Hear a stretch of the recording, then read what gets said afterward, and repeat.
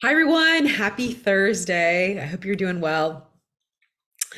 I wanted to remind you guys of a couple things. So we have our third, I think it's number three, convocation tomorrow, Friday, January 26th at 6 p.m. Even if you're not performing, we would love to have you. It's so helpful to watch other people perform or doing what you're doing to get that perspective and also get the feedback because there is feedback the audience and you get to practice giving feedback to people and that sometimes teaching concepts helps you learn it, so sometimes giving feedback will help you retain that information for yourself. So please come even if you're not performing. The next one will be in February. So make sure if you didn't sign up for this one that you sign up for the February or March or April one. um, all of these times, these convocations, they help you for the recital. And our big recital, yay, I'm so excited for it, is happening that first weekend in June downtown. And so we want you to to be ready for that. And so these convocations really do help our musicians get ready. Also, be thinking about badges because the badge part of it, the recognition part of that, the recital is coming up. And so we want you to be able to participate in that. So one of the ways to get a badge, or one of the things, uh, one of the criteria is going to a convocation, performing in a convocation. So start thinking about that now, folks. We have a special addition to our calendar for next Wednesday, March 31st. It is our parental support night. It is the first time we've ever done this.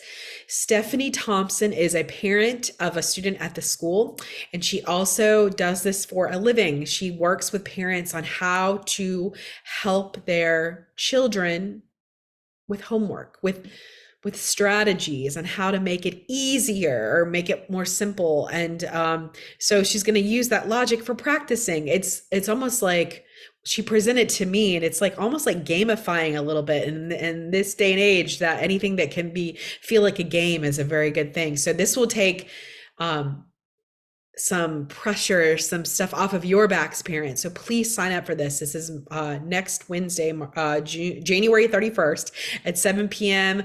And it's going to be less than an hour or right at an hour, but we're going to have wine and cheese. Come be with other parents who are in the same predicament that you are, and that is helping your child practice at home, because it isn't easy. So also we had our Bring a Friend this week. It was great to meet some of your friends. In 2 weeks, we have Trade a Lesson Week with another person. So if you're interested in trying another instrument, or you want to try another teacher, you want to try another lesson time and with the same teacher, please let your teacher know so that we can set up an exchange.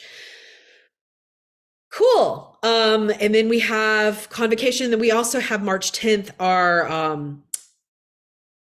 our faculty recital. So that'll be on Sunday, March 10th. And I can't remember right now if it's the 2 or 3. I'll look back and let you know next time I speak to you. But it'll be a nice lineup of teachers. All of us voice teachers are going to be performing. And it's so nice to have a team of voice teachers. So you're going to get to hear a variety of voices. We have a couple piano teachers who are playing. They're both the composers in the group. So I'm not sure if they're doing their own thing or if they're doing somebody else's, but that'll be fun. And then we have one of our band teachers play. He's going to play trumpet. And then we have one of our cello teachers who's going to play cello. So it'll be a nice concert. We would love to have you there. You don't need to sign up for that. You can just come. And that is open to everybody. How are you doing?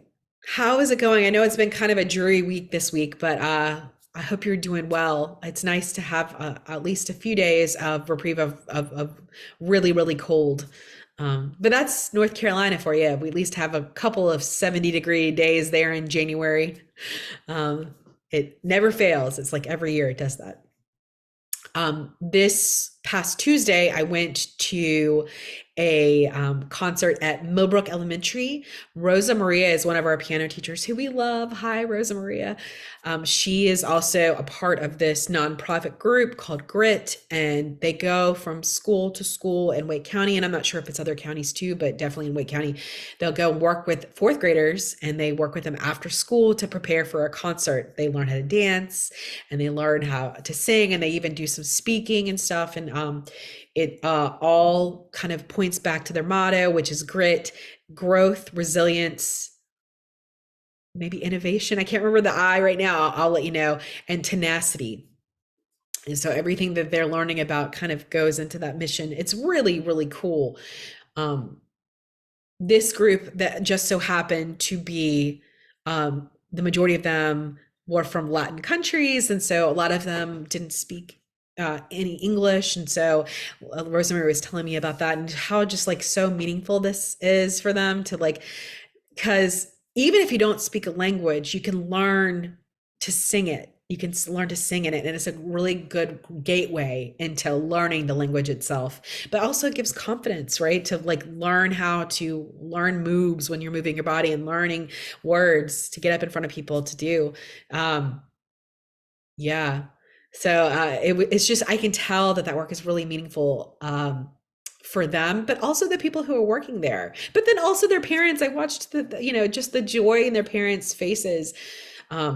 My favorite part of a performance is never the performance itself, although it's great, but it's after the performer has finished and the clapping is done, and you can see, not always, you can't always see it, but sometimes you can watch the performer go off the stage or go sit down, and they just have this look of, I did this. I just did this. It was, I was nervous, but I did it. And I didn't do it for the clapping, and I didn't do it for other people. I did this for myself. I just love that. I love that. And it just, as someone who runs a music school, it just is helpful sometimes to see these things, because it's like, it reminds me, it brings me back to why we do what we do. It is not about the music itself. It's just not. It's about the confidence that it brings and in the community. So that being said, I wanted to talk one more time, hopefully the last time for a little while, but you never know, about commitment. I wanted to share my story and why I specifically feel strongly about commitment and how it has touched my life. So I had a rough time as a music student, a really rough time. I started out in third grade. And some of you guys might have heard me talk about this. I talked about this story last year, but just to kind of let people know who don't know about it. In third grade, I asked mom if I could do piano lessons. So she had been made to do piano lessons when she was younger, and she was this great player. And, she even, I think, played organ at some point. And so I was always around. She was my elementary music teacher, so I was definitely around it. So she said yes. Again, she never pushed it on me because she had been made to do it. So she let me come to her. So I start piano lessons, and I quickly am not practicing. I'm not engaged in the lessons. I'm kind of just like wishy-washy, right, about it. And so, unlike my mom's experience, she immediately took me out of lessons. I get it. I understand why she was feeling like that, because nobody wants to make somebody do something if they don't want to do it. Well, after that, I didn't take any music lessons for years. I was in chorus in middle school, chorus in elementary, chorus in high school, but I wasn't really like serious about it. I wasn't that. Yeah, I did the musicals even in high school for my junior and senior year, but I still wasn't, it wasn't like a big thing for me. Well, I hit senior year, and I was thinking about a few things. I even I did this like questionnaire thing, or I think it was related to the SAT somehow, but I got invited to go to an explorers program at Dorothea Dix Hospital when it was around, to explore the different therapies. I was interested in music therapy and just like all the other things. And while that was great and everything, it wasn't quite what I wanted to do. I figured it out that I wanted to be a music teacher. I just saw the joy that it brought my mom, and I just knew that that's what I wanted to do. So I had to get a voice teacher because in order to be a music teacher, you have to go audition. You have to audition with an instrument, and so I was going to audition with voice. Well, I didn't know how to read music.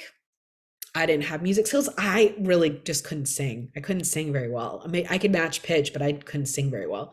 But I had to prepare three pieces. I think it was three. It was either two or three pieces, and one in another language, and I just had to prepare it. But I did not know how to do any of these things, so I got a voice teacher, and it wasn't enough time to do what I needed to do to get there. So she literally taught me the music by rote, which means that she played it on the piano for me and I learned it that way. So I didn't actually learn how to read music then at all either. And like I said, I was in chorus, but the chorus, we wound up doing the same kind of music every year. And I was kind of a leaner. Somebody coined that word that for people who don't, know how to read music or don't know those skills, that they lean in so they can listen to the people near them to learn. And so that's what I did. So I learned these pieces and I go to the school that I wanted to go to and auditioned, and I didn't get in. And that was really tough because I had gotten into the school already. I'd gotten in academically, but I did not get in for the music school. And so I was really, I was crushed to the point where like I was going to like my church and asking my youth director, like, what should I do? Like what I thought I should do. And just really feeling lost and not knowing what to do. So then I decided I really want this. So I'm going to try it again. So I waited a couple months or like a few months. I had more lessons and I auditioned and I got in by the skin of my teeth. Now, that should have been a sign for me when I almost didn't get in that time, that this probably wasn't the school for me, at least not where I was in my music. But I was like, no, I'm going to go.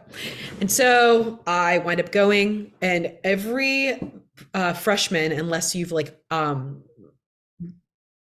unless you know theory really well, you start out in theory 101. Theory 101 and ear training 101 is usually at this school taught by a grad student.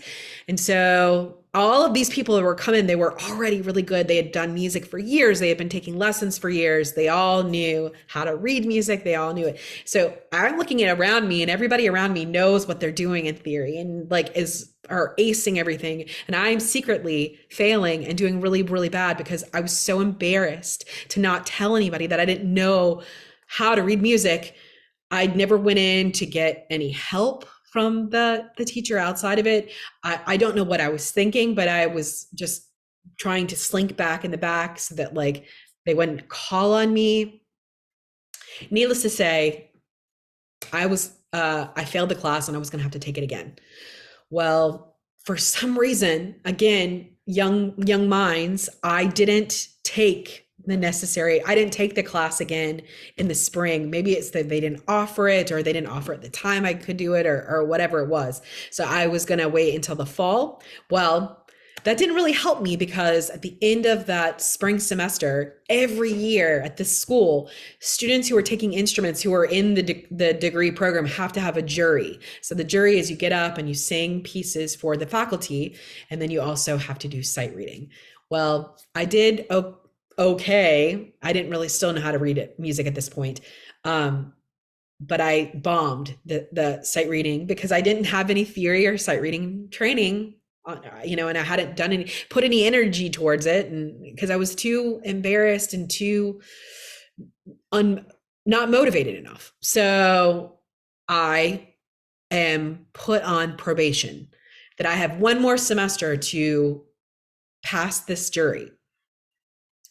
And might I add, at the end of this semester, another thing that wasn't very great about this thing is that my teacher that I was working with sat me down and told me I probably should do something else. So I have not only this experience with theory and sight reading, I also have this teacher telling me I shouldn't be here, so it definitely did not help my confidence at all. So I go to another teacher in the fall. I'm in theory. and ear training. By the way, don't change anything. Still have no idea. Still, when I look at theory, which is, it's like a language, it's Greek to me, and they were going really fast. This program went really fast through it. I didn't do anything different. I didn't try to like go in and, get help to make it make sense. I just sat back, and I don't know what I was thinking, if things would just automatically change. I don't know. Well, get to the jury, and actually, surprisingly, my teacher gives me an A, and they give me an A on the jury because I sang the pieces and got the notes correct.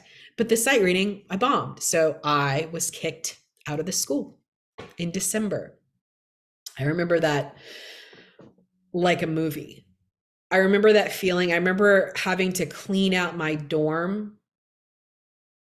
I guess I didn't have, because I didn't have to leave the school. I would have to get a different degree, but I knew I wanted to do this. So I just remember that feeling of like, I'm lost.